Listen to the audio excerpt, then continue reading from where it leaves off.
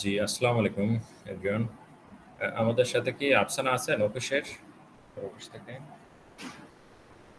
আফসানা কি শুনতে পাচ্ছেন? জি, আমি শুনতে পাচ্ছি। আচ্ছা, আপনি যারা জয়েন করছে তাদের প্রফেশন এবং রিসার্চ এরিয়া এই দুইটা আপাতত নোট করেন। জি, জি, শেষ হলে আমি কথা শুরু করব ইনশাআল্লাহ। জি, ঠিক আছে।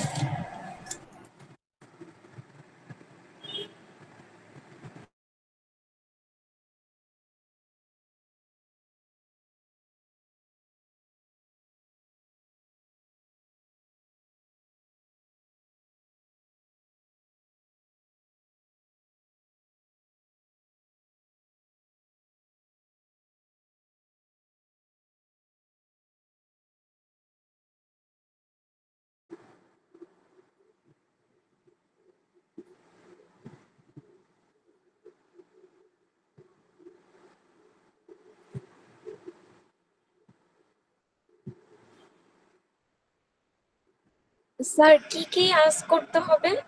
প্রফেশন আর রিসার্চ এরিয়া এই দুটা? জি, জি। রিসার্চ এরিয়া কি আর বর্তমানে কোন প্রফেশনে কাজ করছে সেটার সাথে রিসার্চ এরিয়া ম্যাচ করে কিনা। আচ্ছা, ঠিক আছে। সঞ্জয় নামে একজন আছে। আপনি কি কাইন্ডলি বলবেন আপনার প্রফেশন এবং রিসার্চ এরিয়াটা? আসসালামু আলাইকুম। আমি সঞ্জয় বিশ্বাস। এখন আমি গোপালগঞ্জ মেডিকেল কলেজ হাসপাতালে কর্মরত আছি। Research area epidemiology. রিসার্চ এরিয়াটা একটু আমার বলবেন প্লিজ। এপিডেমিওলজি এটাতে আসলে আচ্ছা, আচ্ছা। এপিডেমিওলজির মধ্যে ওই পাবলিক হেলথে আর কি, পাবলিক হেলথ নিয়ে আর কি ইন্টারেস্ট। জি, থ্যাংক ইউ। ইউসুফ নামে একজন আছে। আপনি কি কাইন্ডলি বলবেন যে আপনি কোন প্রফেশনে আছেন এবং আপনার রিসার্চ এরিয়াটা? জি, আসসালামু আলাইকুম। আমি অ্যাকচুয়ালি মেশিন লার্নিং নিয়ে আগ্রহী। আর আমি বর্তমানে সিএসসি স্টুডেন্ট। জি, ঠিক আছে, থ্যাংক ইউ।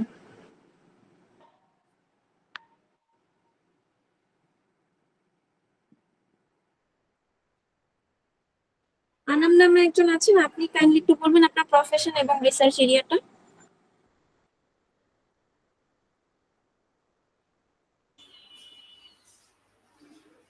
জি, আসসালামু আলাইকুম। আমি সাইদুল আরবি আনাম বলছিলাম।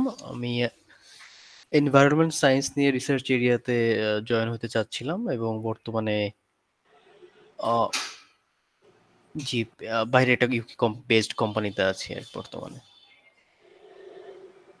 আচ্ছা, ঠিক আছে, থ্যাংক ইউ।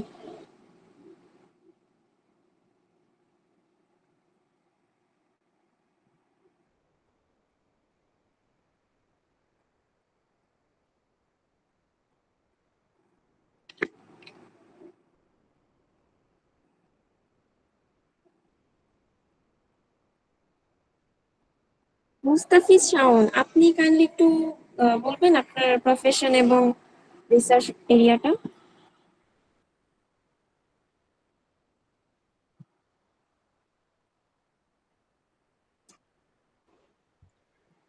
মুস্তাফিজ বলছি। শুনতে পাচ্ছি। প্রফেশন এবং রিসার্চ এরিয়াটা কাইন্ডলি বলবেন। আমি আসলে একটা গভর্নমেন্ট সার্ভিসে আছি। তো আমার ব্যাকগ্রাউন্ড হলো টেক্সটাইল ইঞ্জিনিয়ারিং।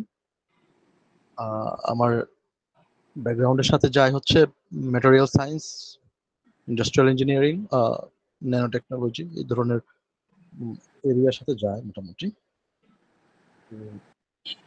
আচ্ছা, ঠিক আছে, থ্যাংক ইউ।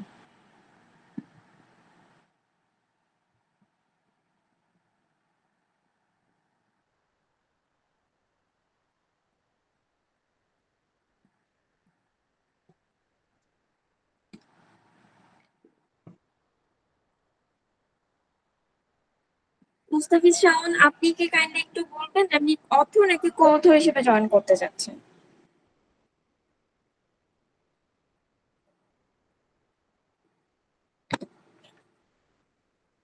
আমি আসলে অথর কো অথর এটা নিয়ে এখনো ডিসাইড করি নাই। এই দুইটার পার্থক্য বা এই দুটার এই বিষয়টা একটু আমাকে ক্লিয়ার করলে হয়তো আমার ডিসাইড করতে সুবিধা হইতো।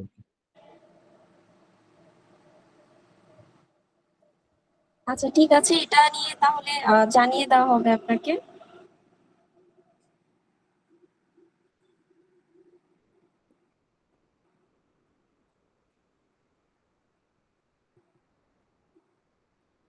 আবিদা সুলতান, আপনি কি আছেন, শুনতে পাচ্ছেন? আসসালামু আলাইকুম। জি, আমি শুনতে পাচ্ছি। জি, আপনার প্রফেশন এবং রিসার্চ এরিয়াটা কাইন্ডলি বলুন। আচ্ছা, আমি বর্তমানে ব্যাচেলর ফাইনাল ইয়ারের স্টুডেন্ট অ্যান্ড আমার ডিপার্টমেন্ট হচ্ছে রিসোর্স ম্যানেজমেন্ট অ্যান্ড এন্টারপ্রেনারশিপ। আর আমার মানে আগ্রহী এরিয়াটা হচ্ছে মানে মিক্সড রিসার্চ এরিয়াটা। তো রিনিউয়েবল এনার্জি, তারপরে হচ্ছে ডিজাস্টার ম্যানেজমেন্টের আমি একটা অপশন দেখলাম আপনাদের ওইখানে। তো এই দুটাতে মিলে মূলত আমি কাজ করতে চাই, কারণ আমার ফিল্ডের সাথে যাচ্ছে এই দুইটা। কারণ আমার কোনটা নিতে যাচ্ছেন আপনি? আমি রিনিউয়েবল এনার্জির কো অথরের জন্য অলরেডি আমি মানে পেমেন্ট করেছি। আর যখন ডিজাস্টার ম্যানেজমেন্টটা আসবে, ওটা তো হচ্ছে আমি কো অথরের জন্য করব না অথরের জন্য করবো, আমি এখনো ডিসাইড করিনি ওই ব্যাপারটাতে। যদি অফার আপনাদের রেজিস্ট্রেশন শুরু হয় তখন আমি চিন্তা করে দিব। আচ্ছা ঠিক আছে, থ্যাংক ইউ।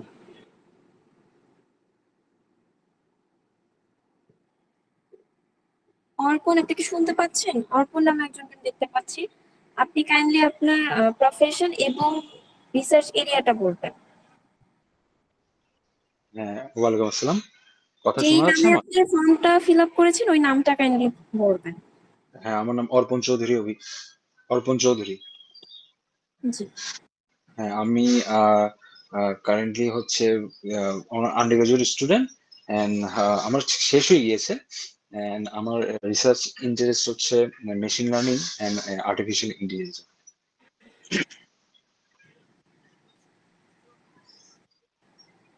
ঠিক আছে, thank you. Okay, thank you.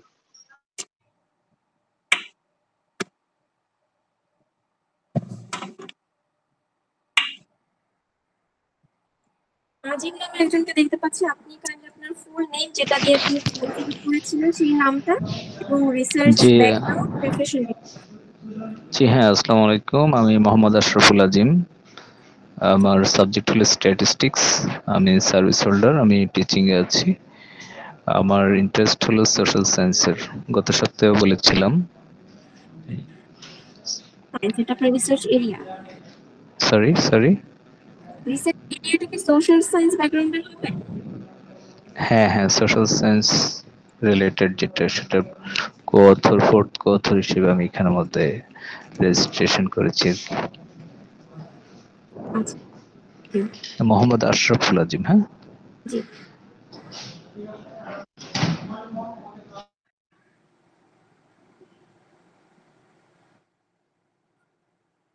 Sir, সবার ডিটেলস নেওয়া শেষ, যে কয়জন এই মুহূর্তে আছে।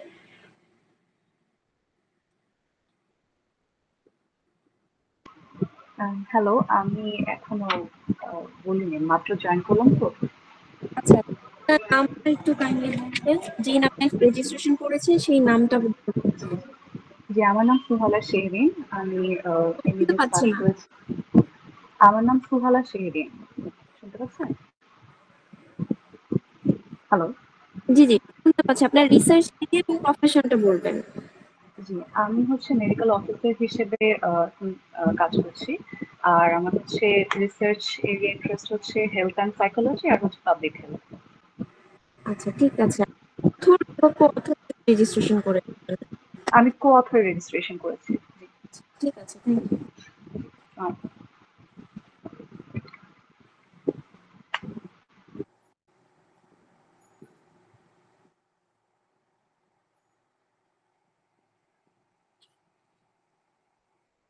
আর কেউ কি লেটে জয়েন করেছে? আমি মোটামুটি সবারটাই ডিটেলস নিয়ে নিয়েছি, বোধহয় আর কেউ বাকি নেই।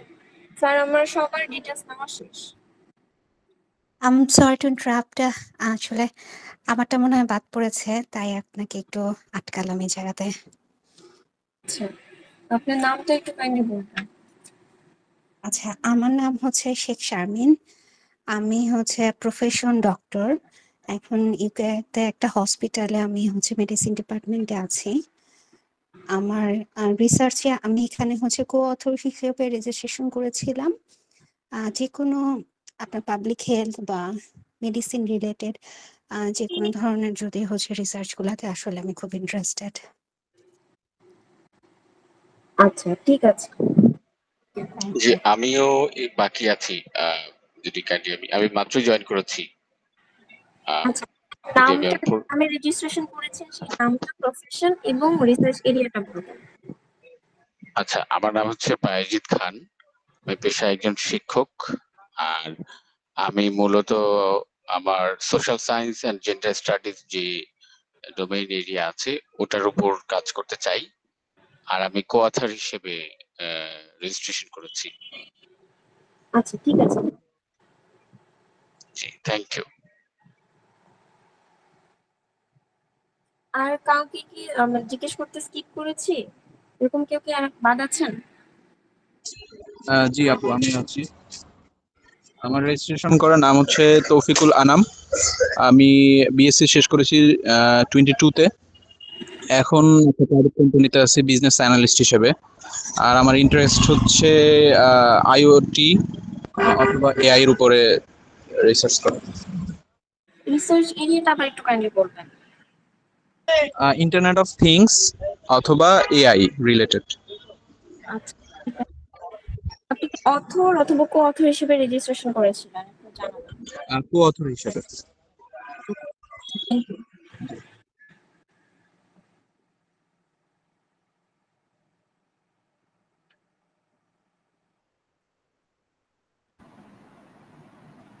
জি, আসসালামু আলাইকুম। আফসানা, আমি শুরু করি। অনেক ইনফরমেশন আমরা পেয়ে গেছি অলরেডি। সো আশা করি সবাই ভালো আছে। আমরা একটু ডিটেলসে কথা বলি।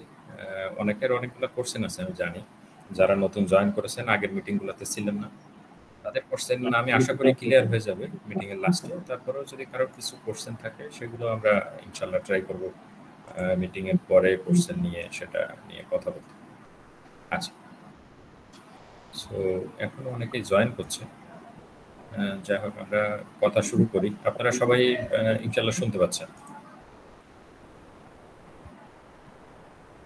জি, শোনা যাচ্ছে। জি, থ্যাংক ইউ। আমি বেসিক্যালি যে প্রজেক্টগুলো নিয়ে কথা বলতে চাচ্ছি, আমাদের অনেকগুলো প্রজেক্ট দেওয়া হয়েছে, 40টার মতো গতদিন। তো এখান থেকে বেসিক্যালি আমরা রিসার্চ এরিয়াগুলো বলে দিয়েছি, কিন্তু টাইটেলটা কিভাবে ফিক্সড হবে সেটা হলো একটা বিষয়, এবং আমরা ওই টাইটেল নিয়ে আমরা এক্স্যাক্টলি কিভাবে কাজ করব সেটা হলো কি একটা বিষয়। আচ্ছা, আমরা প্রথমত ক্লিয়ার করি যে রাইটিং এক্সপার্ট, সরি আইআরসিবি, জানেন যে এটা রাইটিং এক্সপার্টের একটি পার্ট, সিস্টার কনসার্ন। আমরা নিউলি এটা রান করেছি গত 2 মাস হল। সো এখানে বেসিক্যালি আমরা কম্বাইন করে সবাইকে রিসার্চে আনার জন্য, যাতে কস্ট কম কস্টে সবাইকে আনা যায়, এই জন্য বেসিক্যালি এটা রান করা। এখন আমাদের আইআরসিবি যেটা আমাদের, আমরা এখানে যে কাজগুলো করতে চাচ্ছি সেটা হলো আমরা কিন্তু রিসার্চার না, এটা আমরা আগেই বলে দিচ্ছি। আমরা বেসিক্যালি অ্যাজ এ মেন্টর বা আমরা অ্যাসিস্ট্যান্ট বলতে পারি। আমরা আমাদের অর্গানাইজেশনে যারা আছি, আমরা অ্যাসিস্ট্যান্ট হিসেবে কাজ করব আমাদের ক্লায়েন্টদের সাথে, যারা 4 জন বা 5 জনের একটা গ্রুপ থাকবে, যারা মূলত রিসার্চার। এখন আমাদের অর্গানাইজেশনের আমরা 3 জন বা 4 জন অ্যাসিস্ট্যান্ট হিসেবে কাজ করব একজন রিসার্চার। রিসার্চার এখানে মেইন যে অথর, তিনি হলো মূল রিসার্চার। ওনার হেল্পিং হ্যান্ড হিসেবে কো-অথর অনেকেই থাকতে পারে, যেটা 5 জন আমরা বর্তমানে বলছি। এনারা কিন্তু সবাই রিসার্চার, আমরা হলো অ্যাসিস্ট্যান্ট। তো আমরা তাদেরকে নিয়ে যখন রিসার্চ শুরু করব, তখন কয়েকটা বিষয় জানতে হবে। রিসার্চের মূল ডিসিশন কিন্তু রিসার্চার প্যানেল নিবে। রিসার্চের ডিসিশন যেহেতু রিসার্চার প্যানেল নিবে, অ্যাসিস্ট্যান্ট কাজ করবে, রেজাল্টটা নিয়ে আসবে। ফাইনাল ডিসিশন রিসার্চ টিম যারা থাকবে, আমাদের ক্লায়েন্টরা, সেই 6 জনের প্যানেল এই ডিসিশনটা নিবে। এবার ডিসিশন নিতে যদি তারা ক্যাপেবল না হয়, আমরা তাদেরকে ফার্স্টে বলি যে কিছু বেসিক নলেজ গেদার করার জন্য রিসার্চের, তারপরে আসলে ওয়ার্কটা শুরু করলে খুব ভালো হয়। না হলে যতই আমরা কাজ করি, কাজ বোঝাই, দিন শেষে ওই পয়েন্টটা কেউ ধরতে পারবে না যদি বেসিক রিসার্চের নলেজগুলো না থাকে।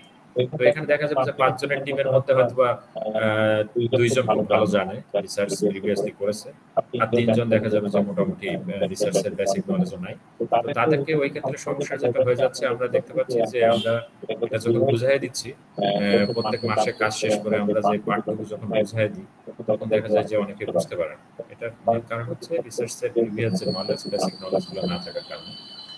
সেই হিসেবে আমরা যখন রিসার্চ শুরু করি, যদি দেখি যে বেসিক নলেজ নাই, তাহলে কিছু ট্রেনিং আছে আমাদের, সেগুলো করে নেওয়ার জন্য আমরা বলি। দেন আমরা হচ্ছে রিসার্চ শুরু করি, রিসার্চের ডিসিশন ক্লায়েন্ট নিবে, তারপরেও যদি তিনি না পারে আমরা সেক্ষেত্রে সাজেস্ট করতে পারি বা হেল্প করতে পারি, ডিসিশনগুলো এভাবে নেয়। তাহলে বিষয় হলো এখানে ইথিক্যাল পয়েন্ট আমরা ক্লিয়ার করলাম যে আমরা কিন্তু রিসার্চার না, আমরা অ্যাসিস্ট্যান্ট হিসেবে কাজ করব রিসার্চার প্যানেলে, যার মধ্যে একজন অথর বা 5 জন অথর থাকবেন। তারা রিসার্চের সকল ডিসিশন নেবেন, ডিসিশন নিতে ক্যাপাবল না হলে তারা ট্রেনিং করবেন, রিসার্চের বেসিক নলেজ গেদার করবেন, তারপরে রিসার্চ শুরু হবে এবং ডিসিশন নিতে তারপরে না পারলেও আমরা সাজেশন দেব বা হেল্প করব। ফাইনাল ডিসিশন রিসার্চারদেরই নিতে হবে, আদারওয়াইজ এটা আনইথিক্যাল একটা ওয়ার্ক হয়ে যাবে। আচ্ছা, এখন আমরা টাইটেল কিভাবে সিলেক্ট করব? ধরেন আমরা এখানে যেটা পাবলিক হেলথ নিয়ে যদি বলি, আমরা পাবলিক হেলথ নিয়ে একটা রিসার্চ এরিয়া আমাদের ওই প্রজেক্টগুলোর মধ্যে দিয়েছি 40টার মধ্যে, ধরে নিলাম সেটা হলো পাবলিক হেলথ। পাবলিক হেলথ নিয়ে টাইটেলটা কিভাবে সিলেক্ট হবে? যখন আমাদের এই রিসার্চের প্যানেলটা রেডি হয়ে যাবে 5 জন বা 6 জনের, তখন আমরা ওই ওনাদের সাথে একটা ফাইনালি ফার্স্টে একটা মিটিং করি। ফার্স্টে যে মিটিংটা করি সেই মিটিং এ জানা ট্রাই করি বেসিক্যালি যে তাদের ইন্টারেস্ট কোনটা। এখানে যেহেতু মেইন রিসার্চার হলো অথর, তাকে বেশি প্রায়োরিটি দেওয়া হয় এবং তার সাথে অন্যদের লিঙ্কেজ করা হয়, কোথায় লিঙ্ক আছে সেই অনুযায়ী আমরা রিসেন্ট যে রিসার্চ ওয়ার্কগুলো আছে ইন্টারন্যাশনাল, সেগুলো আমরা এক্সপ্লোর করি। প্রাইমারিলি সেটা সেই লিটারেচারগুলো আমরা পড়ি যে ইন রিসেন্ট 3 ইয়ার্স এর লাস্ট 3 ইয়ার বা 4 ইয়ারের যে রিসার্চ ওয়ার্কগুলো আছে সেগুলো আমরা রিভিউ করি এবং রিভিউ করে আমরা রিসার্চ গ্যাপ আইডেন্টিফাই করি যে এক্স্যাক্টলি গ্যাপটা কোথায়, যেটা নিয়ে আমরা এখন রিসার্চ করতে পারি এবং যাতে করে সেই টাইটেলটাকে ট্রেন্ডি টাইটেল হয়, যাতে ফান্ডিং বা ফিউচারে যদি হায়ার স্টাডির জন্য কেউ চায় এই রিসার্চ টকটা তার কাজে লাগে। সেভাবে টাইটেল সিলেক্ট হলো। এই টাইটেল সিলেক্ট হলে আমরা ধরেন 10টা বা 20টা টাইটেল সামনে নিয়ে আসলাম। যখন আমরা এই টাইটেলগুলো আমরা অ্যাসিস্ট্যান্ট প্যানেল যখন কাজ করে এই টাইটেলগুলো নিয়ে আসবো, তখন যারা রিসার্চের প্যানেল থাকবে তারা কিন্তু এখান থেকে ফিক্সড করবে যে কোন টাইটেলটা নিয়ে আগাবে। তো যখন টাইটেল ফিক্সড হয়ে যাবে, আমরা ওই টাইটেলের সাথে ম্যাচ করে আমরা আবার যত লিটারেচার আছে সেগুলো কালেক্ট করবো এবং লিটারেচারগুলো রিভিউ করবো। এটা হলো ফার্স্ট মান্থের ওয়ার্ক। এই ফার্স্ট মান্থেই যাদের রিসার্চের একটু বেসিক নলেজটা নাই বা কম, তারা কিন্তু ট্রেনিং গুলো করে নিতে হবে এবং ওই ট্রেনিং রিসার্চের যে কস্ট হবে সেই কস্টের মধ্যে না, ওইটা ট্রেনিং গুলো আলাদা করে নিতে হবে। ওইটা প্রত্যেক মাসের আমাদের 25 তারিখ থেকে 2 তারিখের মধ্যে ট্রেনিং গুলো কোর্স গুলো শুরু হয়, সেগুলো তখন এটা করে নিবে যদি তারা ইন্টারেস্টেড ফিল করে। আদারওয়াইজ আমরা এই ফার্স্ট মাস শেষে কাজগুলো আউটপুট গুলো শেয়ার করব এবং যারা মিটিং এ থাকবে তাদেরকে আমরা পুরো বিষয়টা ওভারভিউ করে দেব এবং আমাদের কাছ থেকে এটা ডেলিভারি নেওয়ার পরে প্রথম মাসের ওয়ার্ক আপনাদের বাসায় উইকলি 3 আওয়ার্স এর মতো এটা করতে হবে বলতে কি, আমরা যে কাজটা করে সামারিটা আপনার কাছে নিয়ে আসলাম যে রেজাল্টটা, সেটা আপনার কোথায় কনফিউশন আছে বা আপনি আরো অবজারভেশন দিতে চাচ্ছেন কিনা আমাদের, যে আমরা সেই অবজারভেশন অনুযায়ী কাজ করব, সেই বিষয়টা আমাদেরকে বলতে হবে যে এই বিষয়টা আমাদের কনফিউশন আছে বা অবজারভেশন আছে, সেই অনুযায়ী আমরা আবার ওইটা ক্লিয়ার করার ট্রাই করব এবং নেক্সট স্টেপে আমরা ইন্ট্রোডাক্টরি পার্ট এবং মেথোডোলজি পার্ট কাজ করব। সেম ভাবে মাস শেষে আমরা বসে আবার আউটপুটটা যখন শেয়ার করবো, সেম ভাবে আপনারা পুরো বিষয়টা আমাদের থেকে বুঝে নিয়ে বাসায় আবার নিজেদের মতো করে একটু অ্যানালাইজ করবেন বিষয়টা, কোনো কনফিউশন আসলে সেই বিষয়টা নিয়ে আবার আমাদের সাথে কথা বলতে হবে। এভাবে প্রত্যেকটা মাসে কাজ হবে, কাজ শেষ করে আমরা মিটিং এ বসে পুরো বিষয়টা আউটপুটগুলো শেয়ার করব এবং 9 মাস পরে আমাদের পেপারটা রেডি হয়ে যাবে। যখন পেপারটা রেডি হয়ে যাবে তখন সবাই যারা রিসার্চের প্যানেল আছে ওনারা ডিসিশন নেবে এটা কোন জার্নালে ওনারা যেতে চাচ্ছে, সেটা কি পেইড জার্নালে যাবে না নন পেইডে যাবে। সেই ডিসিশন আমাদেরকে যখন জানাবে সেই অনুযায়ী আমরা কিন্তু জার্নাল শর্টলিস্ট করে আমরা করব, 10টা বা 20টা জার্নাল শর্টলিস্ট করে আমরা সামনে নিয়ে আসলাম। সেখান থেকে একটা ফিক্সড হলো এবং একটা যখন ফিক্সড হবে তখন ওই জার্নালে মেইল করলে ওরা কিন্তু পাবলিশ করে দিবে, বিষয়টা এরকম না। ওরা আবার কি করবে, ওরা রিভিউ করবে ওদের Q3-4 লেভেলের জার্নালগুলো। এডিটর প্যানেল থাকে হচ্ছে একজন এবং রিভিউয়ার থাকে হলো 3 জন, তার মানে টোটাল 4 জন এটা রিভিউ করবে এই রিভিউতে একটা ভালোই টাইম নেয় ওরা। আমরা বলি যেটা 6 মাস থেকে 8 মাসের মতো একটা টাইম ওরা নিতে পারে। সো এটা যেহেতু টাইমটা নেয়, এটার মেইন কারণ অনেকে জানেন হয়তো বা যে যেহেতু নট পেইড জার্নাল হলে এই রিভিউয়ার যারা থাকে সবাই থাকে মোটামুটি হচ্ছে ভলান্টিয়ার রিভিউয়ার, যার কারণে ওরা যদি রিভিউ টাইমলি নাও করে, পেপারের যিনি এডিটর থাকেন, এডিটর প্যানেল কিন্তু ওনাদের কিছু বলতে পারে না, যেহেতু ভলান্টিয়ার রিভিউয়ার, সো টাইমটা কিল হয়। আর এর মধ্যে যদি কেউ রিভিউ না করে, তখন ওরা বলে দেয় যে হচ্ছে না, রিভিউ হয় নাই, আপনারা এটা অন্য জার্নালে পাঠান। সো এই ধরনের কিছু ইস্যু আমরা প্রিভিয়াসলি ফেস করেছি। পেইড জার্নাল হলে এখানে দেখা যাবে যে টাইমটা কমে আসবে, সেটা হয়তো বা আপনার 1 মাস থেকে 2 মাস এর মধ্যে রিভিউ ফিডব্যাক পেয়ে গেলেন, তারপরে এটা পাবলিশ হয়ে গেল। ওরা রিভিউ করে কি বলতে পারে, আপনার পেপারটা রিজেক্ট, ওরা বলতে পারে এখানে অবজারভেশন আছে বা কারেকশন আছে, বা ওরা বলতে পারে এটা অ্যাকসেপ্ট হয়েছে। এটা খুব জেনারেল একটা ফিডব্যাক, ওই অনুযায়ী আবার কাজ করবো আমরা, তাদেরকে আবার পাঠাবো।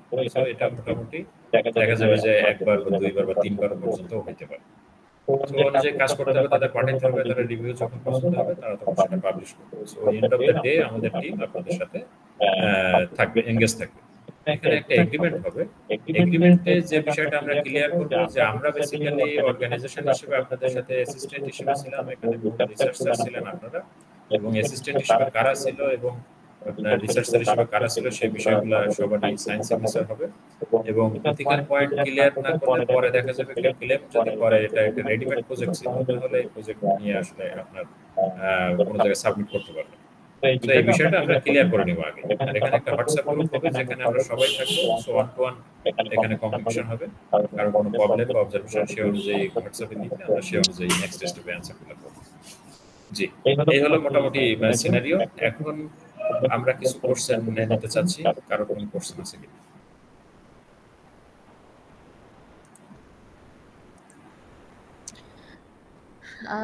আমাদের এন্ডে রিসার্চের কাজ হতে 9 মাস সময় কেন লাগবে? এটা কি একটু টু লং মনে হচ্ছে না?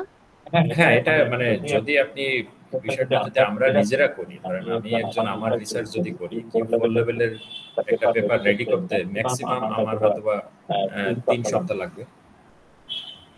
আমি মনে হয় বুঝাতে পেরেছি। আচ্ছা, কিন্তু আমাদের কাছে তো প্রজেক্ট আসলে একটা না।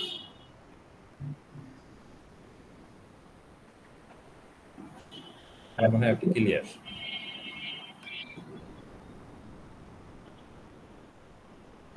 বিষয়টা বুঝতে পেরেছেন নাকি আমরা আরো ডিটেইলসে বলবো?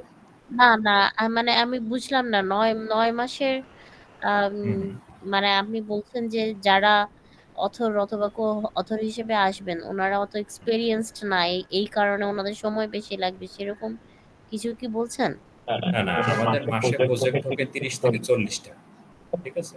আচ্ছা, আমাদের রাইটিং হ্যাঁ, এক্সপার্ট রোল। সো আমরা তো আসলে একটা প্রজেক্ট নিয়ে যদি আমরা কাজ করতাম, তাহলে এটা দেখা যেত খুব বেশি হলে 3 সপ্তাহের মধ্যে Q4 লেভেলের একটা জার্নাল রেডি করার কোনো বিষয় না। Secondary data. যেহেতু আমরা অ্যাজ এ অর্গানাইজেশন কাজ করব, সো আমাদেরকে হ্যাঁ, সবার দিকে ফোকাস করতে হবে। আচ্ছা, মানে যেহেতু এটা ভেরি সিম্পল মাল্টিপল একটা প্রজেক্ট নিয়ে হ্যাঁ, কাজ করবেন সেহেতু জি। নেক্সট সময়টা বেশি লাগবে। ডেটা কালেকশনের কস্ট কি? সেকেন্ডারি ডেটা নিয়ে মানে আমরা কাজ করব, যেহেতু কম সময়ে আমরা অত প্রাইমারি ডেটা নিয়ে কাজ করতে পারবো না। সেকেন্ডারি ডেটা নিয়ে কাজ হবে এবং সেক্ষেত্রে আসলে আলাদা কোনো কস্ট হবে না। আচ্ছা, এক্ষেত্রে আচ্ছা, ডাটা যদি আমরা নিতে চাই তাহলে কি আমাদের টাইটেলের সাথে কি ম্যাচ করবে এরকম ডাটা কি রেডি আছে? এটা কিভাবে অনুমান করছেন? এটা সিস্টেমেটিক রিভিউ হবে, সো ডাটা অবশ্যই আমরা অন্য জার্নাল থেকে করতে পারবো।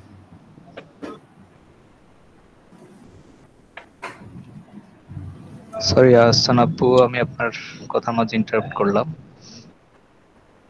জি প্লিজ। হ্যাঁ, হয়তো আমি বললাম আর কি যে কেউ একজন আপু কথা বলছিল, এর মাঝখানে আমি কথা বলাটা ঠিক হয়নি। বুঝতে পেরেছি। না ঠিক আছে, ইটস ফাইন, নেক্সট অসুবিধা নেই। আচ্ছা, আমি মোবাইলে জয়েন করেছিলাম, তো প্রথম 3-4 মিনিট আসলে ওই কিছু শুনতে পারি না, তারপর আমি আবার ল্যাপটপ দিয়ে জয়েন করলাম। একটু আমরা যে টোটাল ভিডিওটা আপলোড টাইটেল করে দিব, ঠিক আছে? আপলোড করে দিবেন? আচ্ছা হ্যাঁ, তাহলে তো আমরা ভালো টোটাল হয়। ভিডিওটা আপলোড করে দেব এক। দ্বিতীয়ত হচ্ছে আপনার কোর্সটা বলেন, আমরা আবার নিচ্ছি, সমস্যা নেই। না মানে আমি ওই যে টাইটেল সিলেকশন অথবা প্রজেক্ট সিলেকশন এই ব্যাপারগুলোতে একটু জানতে চাচ্ছিলাম আর কি। আচ্ছা, ইন্টারন্যাশনাল প্রজেক্টগুলো আমরা দেখে সেখান থেকে রিসার্চ গ্যাপের উপরে বেস করে বেসিক্যালি আমরা নিউ টাইটেলগুলো ডেভেলপ করি। হ্যাঁ হ্যাঁ সেটা এটা তো ভালো মানে তাহলে সিগনিফিকেন্ট হবে আর কি রিসার্চ ওয়ার্কটা একটা মানে সিগনিফিকেন্স বহন করবে। জি, আর কেউ কোশ্চেন করতে চাচ্ছেন? তৌফিক ভাই হ্যান্ড রাইজ করে রাখছেন। হ্যাঁ, আমি একটু বলতে চাচ্ছি। জি প্লিজ আজিম ভাই আপনি বলেন। হ্যাঁ, আমি গত মিটিংও ছিলাম, আজকেও আছি। তো মোটামুটি যেটা বুঝছি যে আমরা যারা নিউলি জয়েন করতে চাচ্ছি আপনাদের সাথে কাজ করার জন্য আপনাদের সাপোর্ট পেতে চাচ্ছি। মোটামুটি আমাদের অথরের মধ্যে কিছু গ্যাপ আছে। তো যেমন আমি সোশ্যাল সায়েন্স রিলেটেড ফিল্ডে ইন্টারেস্ট দেখাচ্ছি, পাওয়া যায়নি। আর কো-অথর হিসেবে একটা মেবি সেকেন্ড বা ফার্স্ট কো-অথর এখনো ফিল আপ হয়নি। তো এইভাবে যদি আমাদের যেহেতু হয়তো একটা অ্যামাউন্টের একটা ব্যাপার আছে বা এই ফিল্ডে একটা ইন্টারেস্টের বা ডিসইন্টারেস্টের ব্যাপার আছে, এটা যদি ফিল আপ হতে আরো ৩-৪ মাস সময় লেগে যেতেই পারে কোনো টপিকের, সেক্ষেত্রে কিভাবে অগ্রসর হব বা কি করব?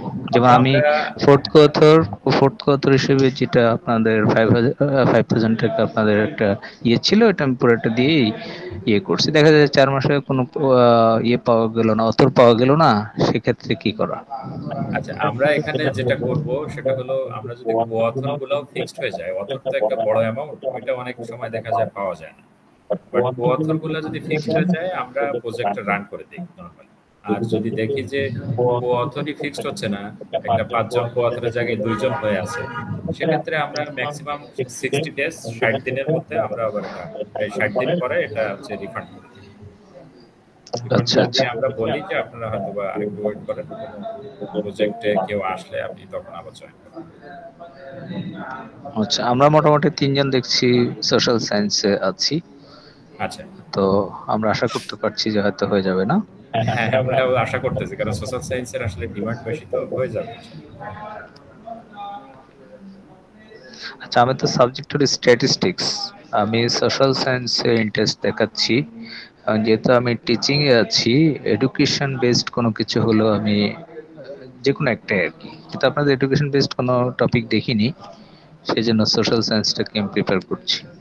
সোশ্যাল সায়েন্স আপনার স্ট্যাটিস্টিক্স এমন একটা সাবজেক্ট, আপনার সোশ্যাল সায়েন্সেও আপনি যেতে পারবেন, ইকোনমিক্সেও যাওয়া সম্ভব, ফাইন্যান্স বা অ্যাকাউন্টিং রিলেটেড ফিল্ডেও যাওয়া সম্ভব। মোটামুটি স্ট্যাটিস্টিক্স ছাড়া আসলে কোনো রিসার্চই করা যায় না, এটা আপনি নিশ্চয়ই জানেন যে স্ট্যাটিস্টিক্স এর একটা অ্যানালাইসিস এখানে থাকে। ঠিক আছে। আচ্ছা, অথর পাওয়া না গেলে কো-অথর দিয়ে প্রজেক্ট রান সেটা কার আন্ডারে হবে? মানে প্রিন্সিপাল ইনভেস্টিগেটর এখানে কে হবে তাহলে? আমাদের অর্গানাইজেশন থেকে যারা অ্যাসিস্ট্যান্ট হিসেবে আছে ওখান থেকে কাউকে আমরা ফিক্সড করব। এই প্রজেক্ট যিনি লিড দিবেন ওনাকে আমরা অথর হিসেবে আপাতত কাজ আগায় নেব। পরবর্তীতে যদি কেউ ইন্টারেস্ট ফিল করে প্রজেক্টে আসার, তার সাথে আমরা সবাই মিলে কথা বলে দেখব। আপনাদের কি মানে সে ওই সাবজেক্ট ফিল্ডে প্রফেসরদের সাথে কোলাবোরেশন কি আছে, যে যাদের আন্ডারে আপনারা আসলে এই প্রজেক্টগুলো রান করাতে পারেন? না, এখানে এটা সিস্টেমেটিক্যাল রিভিউতে হবে, প্রফেসর ম্যান্ডেটরি লাগে না। প্রফেসর ম্যান্ডেটরি না, ম্যান্ডেটরি হলো হচ্ছে আপনার অথর ম্যান্ডেটরি। অথর উনি প্রফেসরও হতে পারে, নন প্রফেসরও হতে পারে। তাহলে এটা কি আমাদের নন একাডেমিক হচ্ছে তাহলে রিসার্চ গুলা? জি জি, হ্যাঁ, এটা তো নন একাডেমিক। নন একাডেমিক, এটা হচ্ছে রিভিউ আর্টিকেল নাকি? রাইট, সিস্টেমেটিক্যাল রিভিউ হবে। আচ্ছা, সিস্টেমেটিক রিভিউ। জি, সঞ্জয় বিশ্বাস ভাই, আপনি কিছু বলতে চাচ্ছেন? জি থ্যাংক ইউ।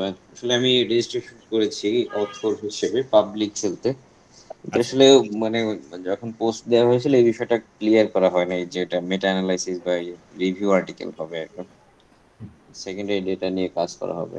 তো এটা কি এনিহাউ কোনো সুযোগ আছে কিনা যে প্রাইমারি ডেটা নিয়ে কাজ করে?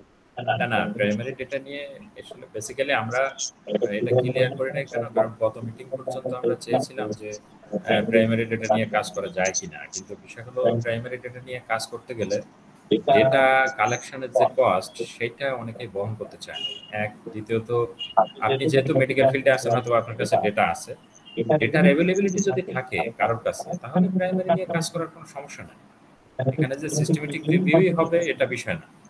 বিষয়টা হলো যে যদি ডেটা অথর যদি বলে যে আমার কাছে ডেটা অ্যাভেলেবল আছে, আমি ডেটা দিতে পারবো, সেক্ষেত্রে তো আমাদের কাজ করতে কোনো সমস্যা নেই, কারণ এখানে এক্সট্রা কোনো কস্ট আসতেছে না, আমাদের টিমকে ফিল্ডে যাইতে হচ্ছে না। কারণ আমাদের টিম যদি ফিল্ডে পাঠাতে হয় তাহলে মিনিমাম 2 জনকে ফিল্ডে পাঠাতে হয়, ওরা বিভিন্ন জায়গায় যে ডেটার অ্যাভেলেবিলিটি আবার থাকে না, অনেক হসপিটাল না দিতে এখন হচ্ছে যে মানে দেখা যায় যে অনেক অনেক ক্ষেত্রে দেখা যায় যে ডেটা অ্যাভেলেবেল বলতে দেখা গেল যে রেজিস্ট্রি থেকে নেওয়া, সেটাও তো কাইন্ড অফ সেকেন্ডারি ডেটা। আমি যদি সরাসরি কোশ্চেন নিয়ে ডেভেলপ করে আমি নিতে চাই, সেক্ষেত্রে যদি বাকি যারা অথর কো অথর এরা যদি এগ্রি করে সেটা সম্ভব কিনা? যে হ্যাঁ অবশ্যই আমরা কোশ্চেনিয়ার তৈরি করে দিব, সেক্ষেত্রে আমরা কোশ্চেনিয়ার রেডি করে দিলে আপনি ওটা ওনাদেরকে আপনি ম্যানেজ করে নিতে পারবেন ওইভাবে। সেক্ষেত্রে কোঅথররা মনে হয় না যে আপনার এগেইনস্টে যাবে। প্রাইমারি ডেটা নিয়ে সবাই কাজ করতে চায়।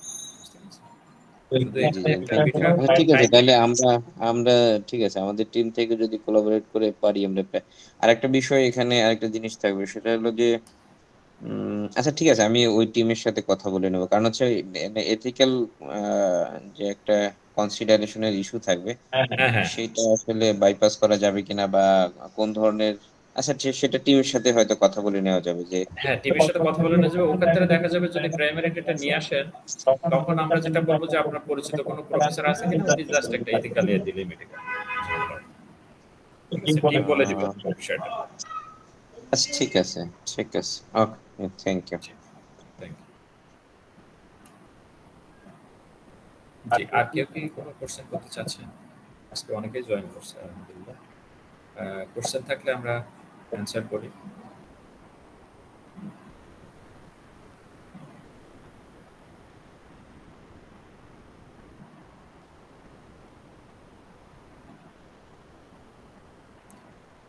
তো ঠিক আছে, সবাই ভালো থাকবেন, ইনশাআল্লাহ দেখা হবে। আর যারা যে বিষয়ে ইন্টারেস্ট ফিল করছেন আমাদের যে নোটিশ গ্রুপটা আছে হোয়াটসঅ্যাপে, ওখানে রিসার্চ এরিয়াটা এবং অথর বা কো-অথর সেই পয়েন্টটা লিখে রাখলে ওই অনুযায়ী আপনাকে আমাদের অফিস থেকে একজন অ্যাসিস্ট্যান্ট ফোন করে তারপরে ডিটেইলসে কথা বলতে পারবেন আমার সাথে। ভাইয়া কি কিছু বলবেন আরো? আচ্ছা আরেকটা বিষয় হলো পাবলিক হেলথে দেখলাম পরবর্তীতে আরো বেশ কয়েকজন ইন্টারেস্টেড, মানে পাবলিক হেলথের একাধিক প্রজেক্ট কি আপনারা একই সাথে রান করবেন? আমাদের এবার হচ্ছে 4টা প্রজেক্ট রান হয়েছে পাবলিক হেলথের এই মাসে, বুঝতে পারছেন? ওটা রেগুলারলি চলতে থাকবে, একটা প্রজেক্টে একবারই থাকবে বিষয়টা এরকম না, ওটা 3টা-4টা প্রজেক্ট হইতে পারে। আচ্ছা ঠিক আছে রেগুলার বেসিস।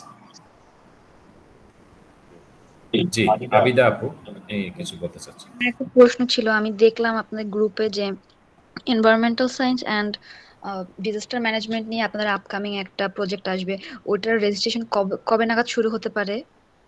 আপনি যে কোনো টাইমে রেজিস্ট্রেশন করে রাখতে পারেন। এখানে বিষয় হলো আপনি যখন রেজিস্ট্রেশন করবেন আরেকজন এটা দেখে আরো ইন্সপায়ার হবে, সেও চাইবে যে একজন যেহেতু ফিল আপ হয়ে গেছে সেও রেজিস্ট্রেশন করতে চাইবে। আচ্ছা না, আমি ওটার জন্য ইনবক্সে মেসেজ দিয়েছিলাম, বাট ওটা পরে মানে লেখা মানে আমাকে দিয়েছিল যে এটা কাজ এখনো শুরু হয়নি না কিছু একটা এভাবে লিখেছিল কি, রেজিস্ট্রেশন শুরু হয়নি এরকম লিখেছিল। আচ্ছা তাহলে আপনি কি আজকে ফার্স্ট মিটিং এ জয়েন করলেন? হ্যাঁ আমি আজকে প্রথমবার মিটিং এ জয়েন করেছি। এই জন্য মনে হয় বলছে, আপনি ওদেরকে আবার বললে বা আমাদের এখানে আফসানা আছে আমাদের এক্সিকিউটিভ একজন, আফসানা বিষয়টা একটু নোট রাখেন। জি ঠিক আছে। আচ্ছা আফসানা না জারিন আছে মেবি এখন, জারিন বিষয়টা নোট রাখেন, আপনার সাথে একটু কথা বলে নিয়ে। জি আমাদের হচ্ছে ইনবক্সে একটু মেসেজ দিবেন আইআরসিবির। আচ্ছা ঠিক আছে। আর একটা কোয়েশ্চেন করি আমি, মানে কিছুটা বেসিক জ্ঞান আমার আছে রিসার্চ সম্পর্কে, যেমন কিভাবে টাইটেল সিলেক্ট করা হয়, মানে গ্যাপ কিভাবে বের করা হয়, আদার লিটারেচার রিভিউ কিভাবে করা হয়, বাট স্ট্যাটিস্টিক্স এর পার্টে আমি খুব দুর্বল, ওইখান থেকে আমার জানা নেই। আর জার্নালের ব্যাপারটা আমি একটু ক্লিয়ার কম। তো এখানে যে আপনি পেইড জার্নালের আর নন পেইড জার্নালের কথা বললেন না, সো কোনটা আসলে মানে বেশি ভ্যালিড আকারে দেখা হয় যদি আমি কোথাও বাইরের ইউনিভার্সিটিতে অ্যাপ্লিকেশন করতে যাই, সেক্ষেত্রে মানে কোনটাকে মানে বেশি ভালো দেখা হয়, পেইডটাকে নাকি নন পেইডটাকে? আমি এটা একটু ক্লিয়ার হতে চাই আসলে। দুইটাই তো নিশ্চয়ই কিছু ভালো দিক আছে। হ্যাঁ, এটা আসলে ডিপেন্ড করে। আপনি পেইড বলতে অনেকেই মনে করে যে পেইড জার্নালগুলো খারাপ। হ্যাঁ, পেইড জার্নাল খারাপ কোনগুলো দেখা যায়, যেমন হচ্ছে 5,000 7,000 টাকা দামের কিছু পেইড জার্নাল আছে, এই যে ইন্ডিয়ান জার্নাল আছে কিছু, ওরা কিছু টাকা নিয়ে পাবলিশ করে দেয়, স্পিডি কিছু মানি দিতে হয় ওদের। এই জার্নালগুলোকে অ্যাভয়েড করে। ইন্টারন্যাশনাল আপনি যদি ফার্স্ট ওয়ার্ল্ডের কান্ট্রির যে জার্নালগুলো আছে ওইগুলো দেখেন, ওগুলো পেইড জার্নালগুলো নন পেইডের থেকেও অনেক সময় দেখা যায় ভালো ভালো কোয়ালিটিফুল জার্নাল থাকে। সো এটা ডিপেন্ড করে কোন জার্নাল, কোন কান্ট্রির জার্নাল। আমরা সবসময় স্কিপ করি আমাদের সাবকন্টিনেন্টের জার্নালে দিতে, কারণ ইন্টারন্যাশনাল প্রফেসররা সত্য কথা বলতে ওরা এই সাবকন্টিনেন্টের জার্নাল নিয়ে খুব বেশি ইন্টারেস্ট ফিল করেন। তো আপনারা তো পড়াশোনা করতে অবশ্যই ফার্স্ট ওয়ার্ল্ড কান্ট্রিতে যাবেন। আপনি ইউএসএতে যাবেন, সেক্ষেত্রে ওই ফার্স্ট ওয়ার্ল্ড কান্ট্রির জার্নালগুলো যদি না হয়, তাহলে ওরা ইন্ডিয়ান জার্নালকে খুব একটা ভ্যালু দেয়। ইন্ডিয়ান বা আমাদের মালয়েশিয়ান যে জার্নালগুলো আছে, এগুলো আমরা সবসময় স্কিপ করে আমরা ইউএসএ, কানাডা, অস্ট্রেলিয়া এবং ইউরোপ এদিকে বেশি ফোকাস করি। টাইম একটু বেশি লাগে, তারপরে ওইদিকে যাওয়াই ভালো। আচ্ছা, আর একটা কোয়েশ্চেন করি, মানে এটাও আমি একটু ক্লিয়ারেন্সের জন্য জানতে চাচ্ছি। ধরুন আমাদের একটা প্রজেক্ট কমপ্লিট করতে 9 মাস থেকে 10 মাস সময় লেগে গেল, হ্যাঁ, পাবলিশ করতে, তাই না? না, এটা রিসার্চ ওয়ার্ক শেষ হবে শুধু 9 মাস। আচ্ছা, তাহলে পাবলিশে দিবেন, তারা আবার 6 থেকে 8 মাস টাইম নেবে রিভিউ করতে। তাহলে 1.5 বছর টাইম লাগতেছে। তো এই একটা লং টাইমের মধ্যে ধরুন আমার মতো যারা ফ্রেশ গ্রাজুয়েট আছে অর বা তাড়াতাড়ি বাইরে কোথাও অ্যাপ্লিকেশন করতে চাচ্ছে, মানে আলটিমেটলি মোস্ট অফ দ্য পার্সনেরই গোল হচ্ছে যে আমি বাইরে কোন মানে প্রফেসরকে আমি হায়ার করব বা ওইখানে সম্পর্কে কাজ করব, তাই না? তো তো এই টাইমটার মধ্যে যদি আমি কোনো প্রফেসরকে মানে মেইল করি বা কোনো কাজে তার রিলেটেড কোনো কাজে আমি ইন্টারেস্ট দেখাই, তখন কি আমি আমার এই প্রজেক্টটা তাকে মানে প্রপোজ আকারে শো করতে পারবো কিনা, আমি এটা জিজ্ঞেস করতে চাচ্ছি। রিসার্চের কোনো পার্ট পাবলিকেশনের আগে কোনো জায়গায় এটা শেয়ার করা যাবে। আচ্ছা, থ্যাংক ইউ। আমি মানে ক্লিয়ার হওয়ার জন্য শুধু জানতে চাচ্ছিলাম। এটা করলে পরে সমস্যা হবে। রিসার্চের টাইটেলও শেয়ার করা যায় না কারোর সাথে। টাইটেলও তো রিসার্চ করে বের করতে হবে। আপনার রিসার্চের আইডিয়া আরেকজনকে বলে দিতে পারবেন। হ্যাঁ, অবশ্যই। আচ্ছা, থ্যাংক ইউ। আমি জাস্ট আমি জানতে চাচ্ছিলাম ব্যাপারটা। ঠিক আছে, আমরা অনেকে অনেক প্রশ্ন যদি মিস করে যান, নেক্সট টাইম মিটিং আবার অনেকগুলো কথা হবে। আর এই ভিডিওটা আপলোড দিয়ে দিলে এখানে অনেকে জানতে পারবেন, যারা পরে জয়েন করেছেন। তো আমরা আজকে শেষ করছি। আচ্ছা, হ্যাঁ, এই ভিডিওটা আমরা কোথায়, এই রেকর্ডটা আমরা কোথায় পাবো? আমরা লিংকটা গ্রুপে দিয়ে দিব, ভিডিওর লিংকটা হোয়াটসঅ্যাপ গ্রুপে। আচ্ছা, ঠিক আছে। জি, থ্যাংক ইউ। সবাই ভালো থাকবেন। আসসালামু আলাইকুম। Thank you.